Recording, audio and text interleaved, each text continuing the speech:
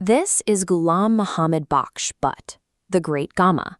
In a career spanning half a century, he fought 5,000 matches, retiring without a single defeat. In 1910, he traveled to London to face the elite of the Western wrestling world. His goal was the John Bull World Championship, a title that required dismantling the most respected heavyweights of the era. His dominance was defined by an hours-long stalemate against world champion Stanislaw Spiszko.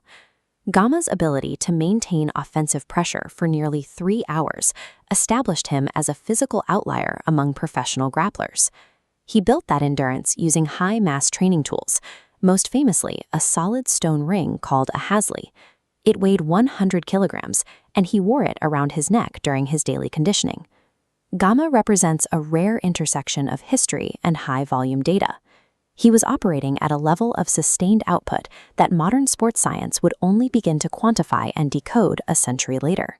Every day, in training arenas like this one, Gama performed 5,000 Hindu squats, or Baithaks, followed by 3,000 push-ups.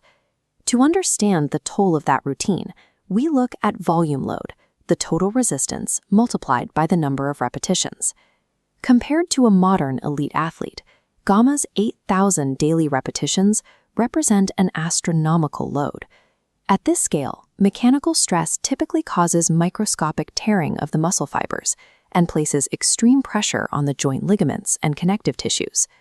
However, the repeated bout effect suggests that the body can adapt to specific chronic stress.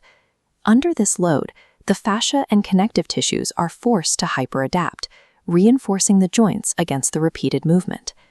The reason Gama survived this volume without total physical collapse depends on a specific physiological mechanism, the way his muscles reached the point of failure.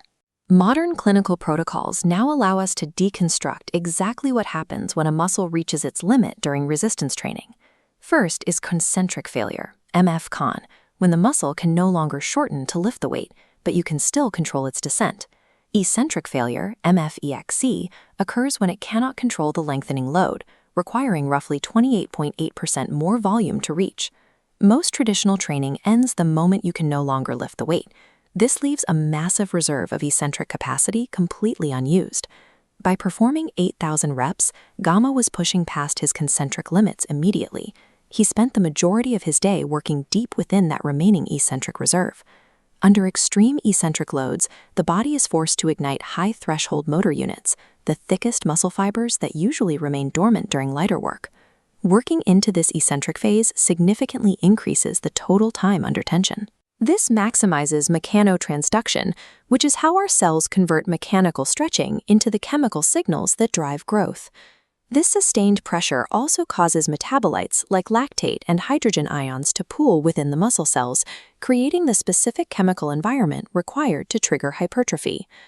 By maintaining volume long after his muscles had reached concentric fatigue, Gama maximized total time under tension, forcing his physiology to adapt to a heavy, unbroken workload. Gama spent 8 hours a day on this kind of brute force volume. For a modern athlete, that is an impossible time commitment. Today, sports scientists can isolate these signals. By using targeted eccentric overloads, we can trigger the same hypertrophic response in a 45-minute session that Gama achieved through hours of repetition. This involves the cross-education effect. Data indicates that unilateral eccentric training doesn't just strengthen one limb, it strengthens the central nervous system and the corresponding muscles on the opposite side of the body. The AuraFitness app digitizes these protocols. It features a specific Gama protocol dashboard designed to track and optimize your eccentric volume. The app helps you systematically bypass concentric failure and tracks the specific eccentric volume loads that research identifies as the primary drivers of localized muscle adaptation. The Great Gama maintained a half-century undefeated streak through unrelenting brute force volume. Today, we can replicate that same physiological stimulus through the precision of eccentric overload.